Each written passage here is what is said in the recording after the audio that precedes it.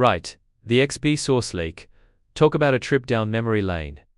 New yeah, classic case of old code suddenly getting new relevance. Always thought XP was ancient history. So, it started on 4chan. Classic. Someone posts a screenshot of unzipping files from VXPS pwn. Pretty specific though. Nan exactly. That path /VXPS pwn /MT /Darwin /Darwin /Darwin /SRC tells you exactly what they hit.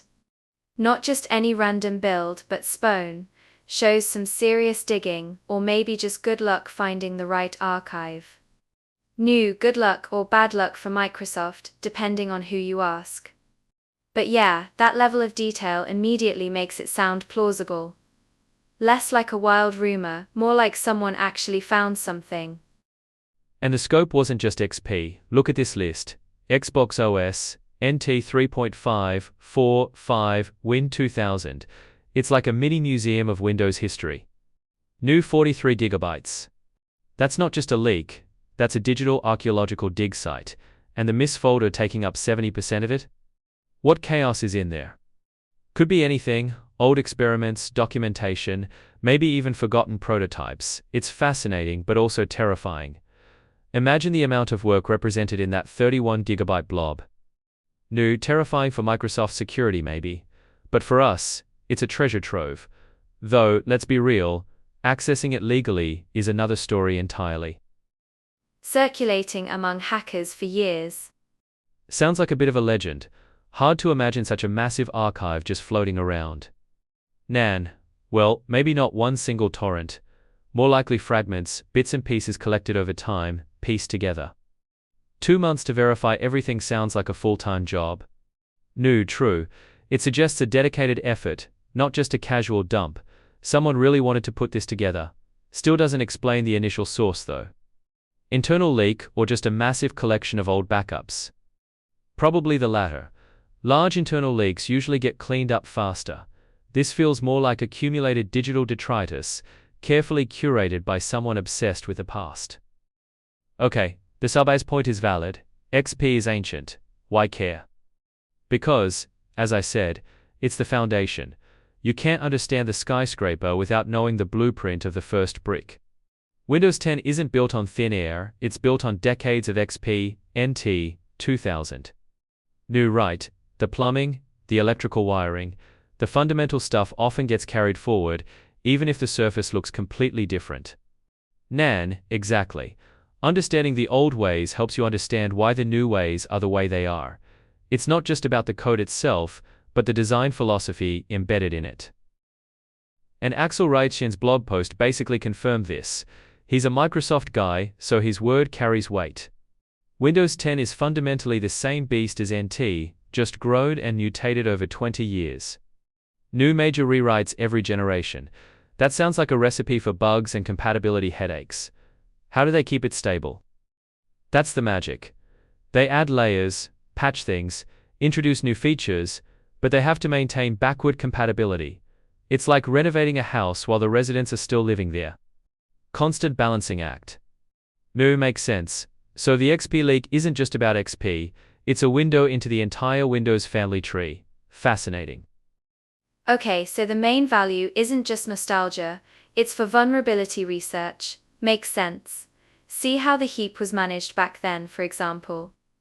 Nan, precisely. Before this, we were mostly guessing the internal structures of the heap, based on crashes and partial leaks.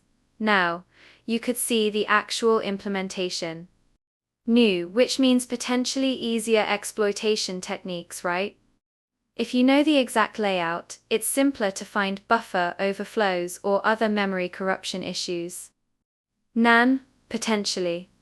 Or, conversely, it allows researchers to understand how Microsoft fixed similar problems in later versions. It's a double-edged sword.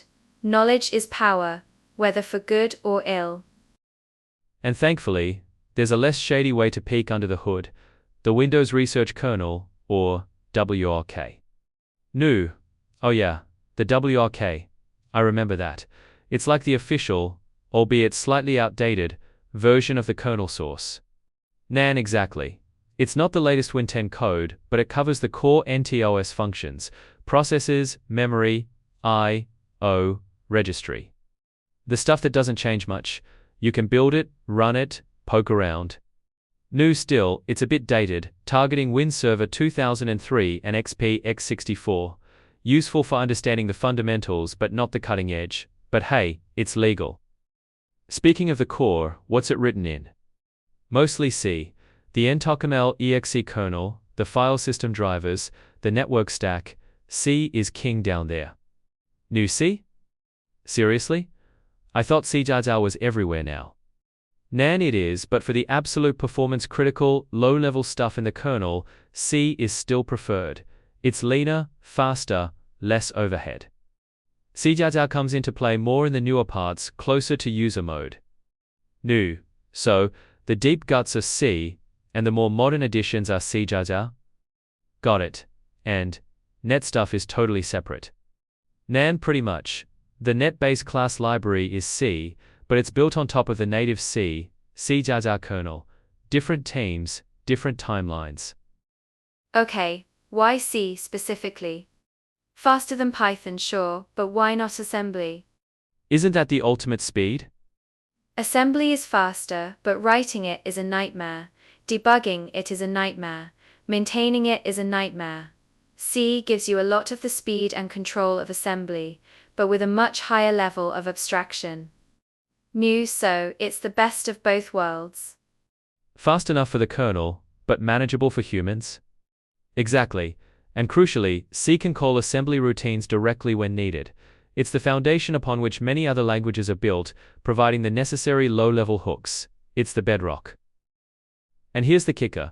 The full Windows source tree, including all the test code, is estimated to be over 0.5 terabyte. New, 0.5 terabyte. That's insane. 4 million files, 500,000 folders.